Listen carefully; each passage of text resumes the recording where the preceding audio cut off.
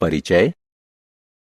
बच्चों, आपने देखा होगा कि ब्लैक बोर्ड, चौक, कागज जैसी चीजों को बीच से मोड़ने या काटने पर हमें दो समान भाग प्राप्त होते हैं।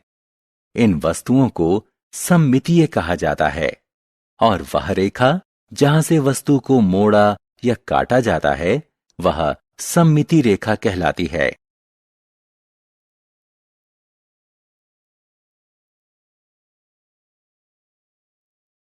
उद्देश्य। इस पाठ के अंत में आप निम्न करने में सक्षम हो जाएंगे। सममितीय वस्तुओं को परिभाषित करना, सममिति रेखा को परिभाषित करना, विभिन्न आकृतियों में सममिति रेखाओं की संख्या ज्ञात करना, सममिति रेखा के रूप में दर्पण रेखा की व्याख्या करना, दैनिक जीवन में सममिति के अनुप्रयोग का पुनरावलोकन।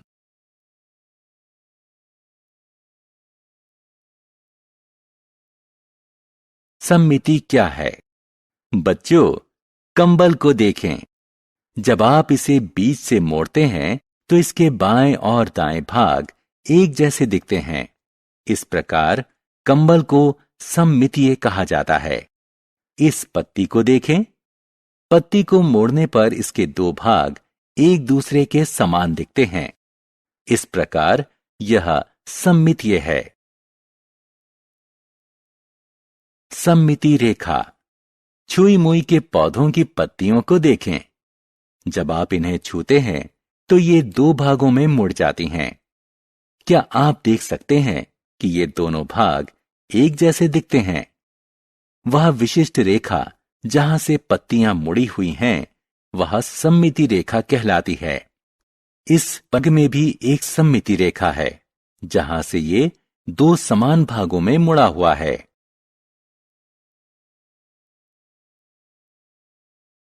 सममितीय आकृतियां बनाना।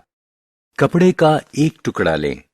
इसे बीच से दो भागों में मोड़ें। अब इस टुकड़े के बीच से दो छोटी छोटी गोल परिधीय आकृतियां काटें। तह खोलने पर आप सममिति रेखा युक्त सममितीय आकृति पाएंगे, जहां से इसे दो समान भागों में काटा जा सकता है।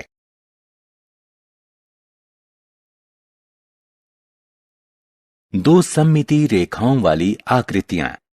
मनु और मृणाल के पास एक आयताकार केक है। दोनों इसे दो बराबर बराबर भागों में बांटना चाहती हैं। केक को दो प्रकार से बराबर बराबर भागों में बांटा जा सकता है। क्या आप जानना चाहते हैं ऐसा कैसे हो सकता है? आइए पता लगाएं। केक को क्षैतिजिक रूप से बांटा जा सकता है, जिससे इसके दो भाग समान दिखेंगे।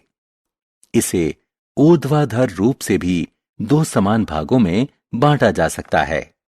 इस तरह हम कह सकते हैं कि आयत में दो सममिति रेखाएं होती हैं।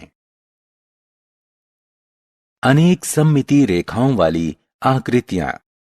आर्ची के पास दो लंच बॉक्स हैं। एक में तीन सममिति रेखाएं हैं। उसे ये बॉक्स पसंद नहीं है और उसने इस बॉक्स को अलग रख दिया है। उसने दूसरा वाला बॉक्स लिया है। आइए देखें।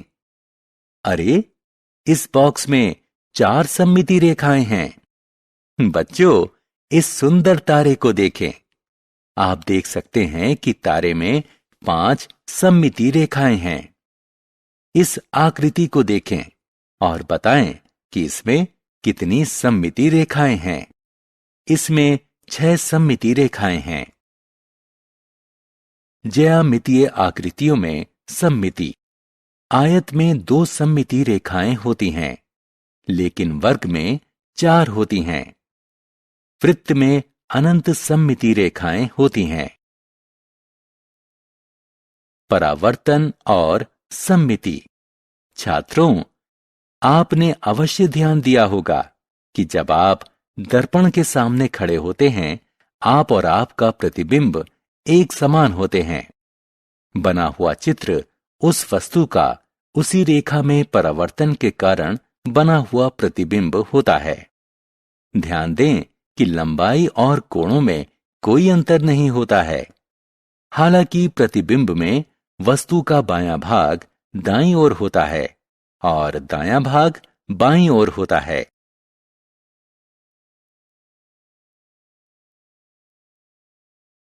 परावर्तन सममिति के अनुप्रयोग। दूध वाला अपनी गाड़ी गली में एक स्थान पर खड़ी करके घरों का और खा में दूध देना चाहता है। क्या आप बता सकते हैं कि दूध वाला गाड़ी कहां खड़ी करे कि उसे दोनों घरों का तथा खा में दूध देने के लिए कम से कम पैदल चलना पड़े? आइए ज्ञात करें। यहां हम परावर्तन सममिति का उपयोग कर सकते हैं। माना क दर्पण रेखा में का प्रतिबिंब है जो यहां पर गली है। अब का और खा बिंदुओं को मिलाएं। आप देख सकते हैं कि दर्पण रेखा और का खा बिंदु पी पर मिलते हैं। इस तरह श्याम को अपनी गाड़ी बिंदु पी पर खड़ी करनी चाहिए। प्रत्येक स्थान पर सममिति। बच्चों, आपको जानकर आश्चर्य होगा कि सममिति हमारे दैनिक जीवन का एक अंग है, क्योंकि इसका इस्तेमाल कला, वास्तुशिल्प, टेक्सटाइल, टेक्नोलॉजी, वस्त्रों तथा आकृतियां तथा रंगोली बनाने इत्यादि में किया जाता है।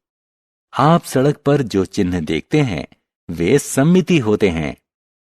इस पत्ती को देखें, ये सममितीय है। इस तरह यहां तक कि प्रकृति में अनेक सममितीय वस्तुएं हैं।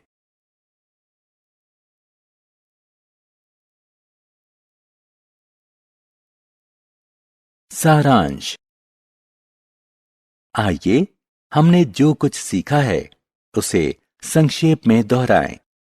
समान रूप से संतुलित समानुपात वाली आकृतियां सममितीय कहलाती हैं। जिस रेखा से आकृति को इस प्रकार मोड़ा जा सकता है कि उसके दो बराबर बराबर भाग हो जाएं, सममिति रेखा कहलाती है। सममितीय आकृति में एक, दो या अनेक सममितीय रेखाएं हो सकती हैं। कोई वस्तु और उसका दर्पण में बना प्रतिबिंब दर्पण रेखा के संदर्भ में सममितीय होते हैं। हमारे दैनिक जीवन में कला, वास्तुशिल्प, टेक्सटाइल, टेक्नोलॉजी, अभिकल्प रचना इत्यादि जैसी चीजों में सममिति पाई जाती है।